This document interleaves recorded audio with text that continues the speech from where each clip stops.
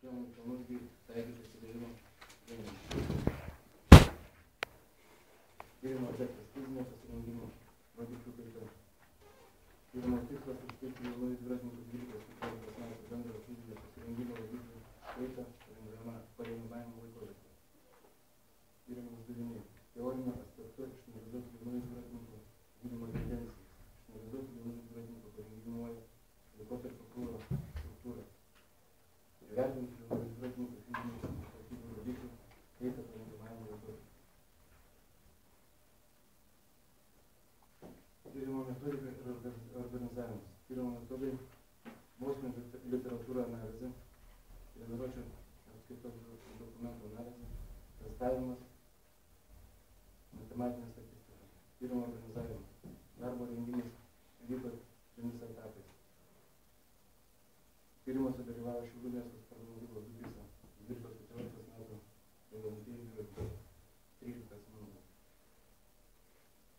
Tyrimo uždaviniai rezultatai analizė. Pirmo tyrimo uždavinys teorinių aspektų išanalizuoti jaunųjų dviratininkų ugdymo tendenciją. Išvada. Literatūros šaltinio analizė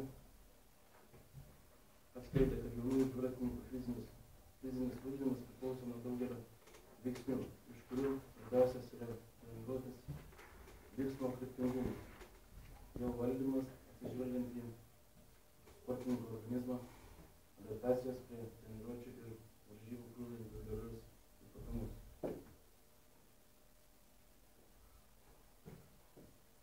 Antro tyrimo uždavinys išanalizuoti jaunųjų dviratininkų parengimojo laikotarpio krūvio struktūrą.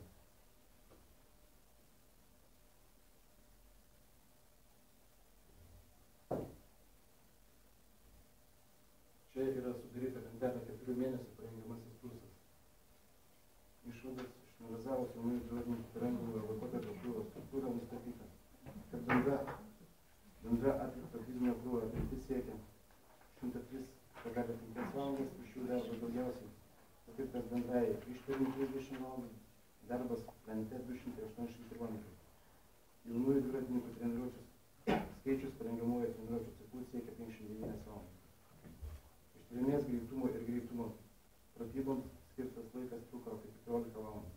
Jėgos ir jėgos ištvermės darbo skirta 80,5 valandas. Tai atitinka mokslinė rekomendacija. Trečias uždavinys įvertinti jaunųjų dviratininkų fizinių ypatybių rodiklių kaitą parengimavimo laikotarpiu. Atlikti 2 jaunųjų dviratininkų fizinio parengtumo testavimą parengimavimo laikotarpiu. Nustatyta, kad jaunųjų dviratininkų fizinio parengtumo turėjo tendenciją gerėti. Grupės vidutiniai fizinio parengtumo rodikliai per 4 mėnesius pakilo 9,6 procentų. Palyginus su šio 12–14 metų amžiaus orientacinis pasiruošimo normatyvais mūsų kitų dviratininkų grupės bendro fizinio vidutinio rezultato reikšmės po antrojo testavimo pasiekė orientacinius pasiruošimo normatyvus. Tik 2000 metrų važiavimo dviračių ir pedalo priskirimo skaičius testo rezultatai nežymiai atsiliko nuo orientacinio pasirengimo normatyvų.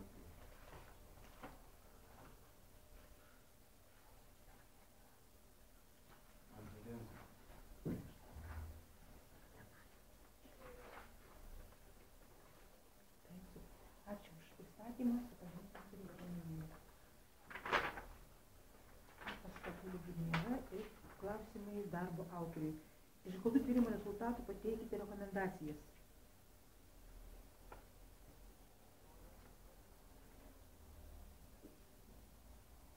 Sportinio rengimo metu labai svarbu tinkamai parinkti ir išdėstyti fizinius krūvius, jų santykius su kitomis rengimo rūšimis. Nemažiau svarbu sekti jaunų sportininkų fizinės būklės darbingumo kitimą atliekant skirtingus fizinius krūvius. Gauti rezultatai turi būti panaudoti tolesniam krūviui planuoti. Visais sportininko rengimo etapais labai svarbu reguliariai nustatyti, įvertinti ir koreguoti sportininkų parengtumą. Tai yra visos sporto treniruotės planavimo ir valdymo esmė. Pedagoginio kontrolės sportininkų testavimo rezultatai parodo, taikomų priemonių operatyvumą, tinkamumą ir efektyvumą. Remiantis konkrečių tyrimų rezultatų galima planuoti fizinius krūvius ir jų taikymo metodus ateityje. Tik tai bus garantuotas tinkamas fizinis palankumas, leidžiantis efektyviai spręsti ir kitų įrengimo rūšių problemas. Ačiū. Antras klausimas. Apibūdinkite bendrojo fizinio pasirengimo reikšmę jaunųjų dviratininkų tobulėjimui. Manau, bendras fizinis pasiruošimas yra svarbus sportininkų aplankai ir renginys. Yra ugdomas svarbiausias fizinės ypatybės, ištvermė, greitumas, koordinacija. Ir jeigu mes neugdysime, aišku, bus atsiras spragos tolesniam rengimui. Ar turite klausimą? Dėl pačios temos ir dėl tyrimo rezultatų norėjau pasitikslinti. Tema skamba jaunųjų dviratininkų bendro fizinio parengtumo rodiklių kaita, bendro fizinio. Tačiau nemažai rezultatų, ko gero yra labiau specialiojo fizinio rengimo, netgi, sakykime, specialiosios ištvermės rodikliai, 2000 metrų važiavime dviračių, specialioji ištvermė 400 metrų bėgimas. Tai kaip paaiškinti, vienintelis tas yra 2000 metrų, daugiau nėra važiavimas. 400 metrų bėgimas irgi specialioji ištvermė. Tai kodėl tada pavadinimas bendras fizinis, o čia labiau specialusis? Gal reikėjo suformuluoti ir tas, bendro fizinio ir tiesiog fizinio parengtumo. Ir ar pakankama 13 asmenų imtis būtent? Problema yra ta, kad yra sunku surasti dviratininkų išvis. Nes yra tikrai problema. Ir juos surinkti visus. Vieną dieną jie ateina, kitą dieną vėl pusę susirenka, pusę ne. Kituose miestuose yra sunku irgi sugaudyti. Šiaip dviratininkai kaip ir daugiausia stovyklose arba išvažiavę. Tai tokia išvada apie rezultatus. Pakankamai imtis išvadų.